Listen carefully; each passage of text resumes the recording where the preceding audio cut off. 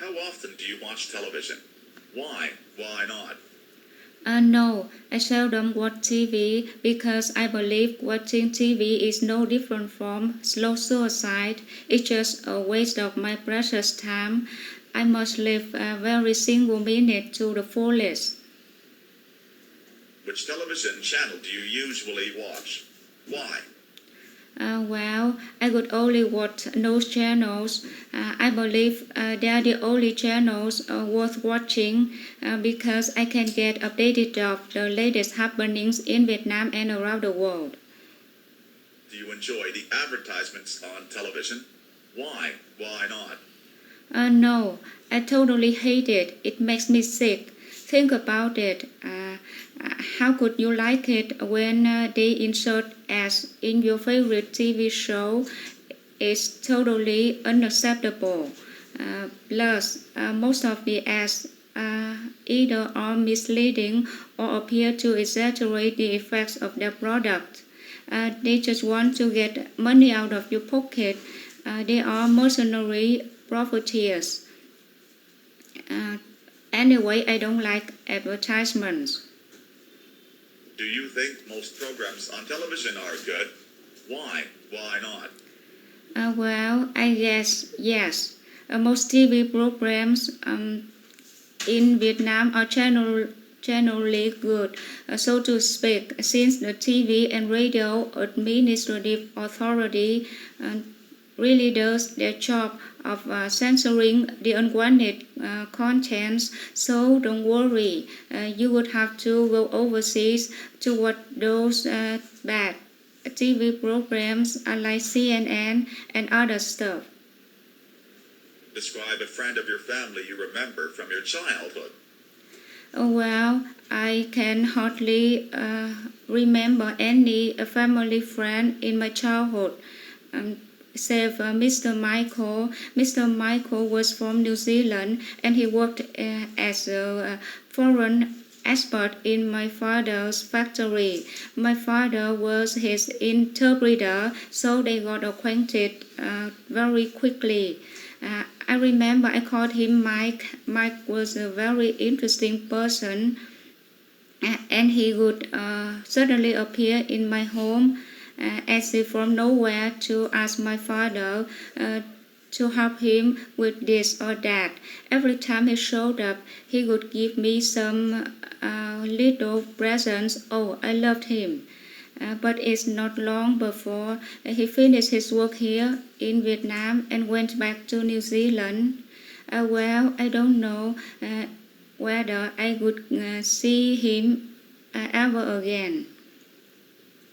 What do you think makes someone a good friend to a whole family?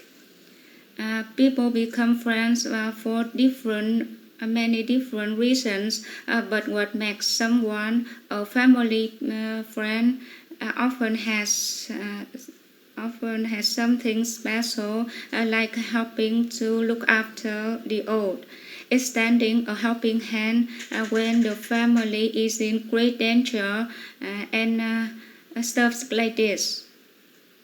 Do you think we meet different kinds of friend at different stages of our lives? In what ways are these types of friend different?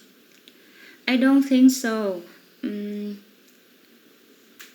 no matter what stage you are at, you always have true friends and fair weather friends at the same time, but you wouldn't be able to tell not until the time of test, which is when you need some help. Yes, it proves the saying of a friend in need is a friend indeed. How easy is it to make friends with people from a different age group? I guess it shouldn't be a big problem as long as they share the same interest, same hobby. There are countless numbers of examples in proof of this. Just like love transcends cultures, friendship also transcends ages. Do you think it is possible to be friends with someone if you never meet them in person? There are examples where people become friends, become very good friends through the internet and emails. Plus, a lot of people have once had pen pals and kept that relationship for quite a long time. So I believe it's totally possible. Is this real friendship? Well, yes and no. Yes, because as long as their relationship is true and cordial, it is considered friendship.